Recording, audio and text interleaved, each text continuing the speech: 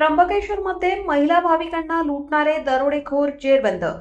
घोटी पोलिसांची मोठी कारवाई. नमस्कार, मी अमिता गावंडे. कबीर न्यूज नेटवर्कमध्ये आपले स्वागत.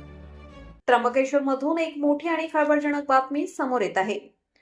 ब्रह्मगिरी पर्वताच्या प्रदक्षिणा मार्गावर महिला भाविकांना शस्त्राचा धाक दाखवून लुटणाऱ्या 6 अट्टल दरोडेखोरांना पोलिसांनी बेड्या ठोकल्या आहेत.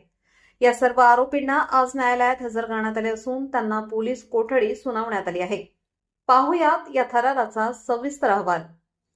नाशिकच्या त्र्यंबकेश्वरमधील धाडोशी परिसरात 16 जानेवारी रोजी एक धक्कादायक घटना घडली होती.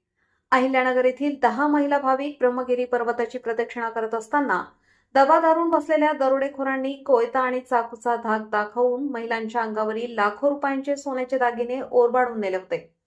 या घटनेमुळे महिला भाविक इतक्या भयभीत झाल्या होत्या की घोटी पोलीस ठाण्यात तक्रार देऊन त्या तातडीने आपल्या गावी रवाना झाल्या. घटनेचे गांभीर्य ओळखून घोटी पोलिसांनी तातडीने चक्र फिरवली.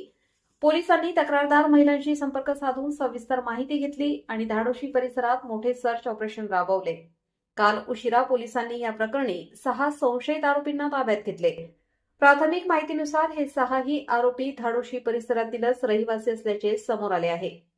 आज या सर्व आरोपींना इगतपुरी न्यायालयात हजर करण्यात आले होते.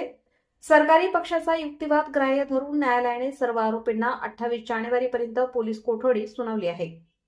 या टोळीने अजून किती भाविकांना लुटले आहे याचा तपास आता पोलीस करत आहेत. त्र्यंबकेश्वर परिसरात दर्शनासाठी किंवा प्रदक्षिणेसाठी येणाऱ्या भाविकांनी सतर्क राहावे आणि अशा कोणत्याही घटनेची माहिती तात्काळ पोलिसांना द्यावी असे आवाहन प्रशासनाकडून करण्यात आले आहे. गुन्हेगारी आणि आपल्या परिसरातील महत्त्वाच्या घडामोडींसाठी पाहत रहा कबीर न्यूज नेटवर्क.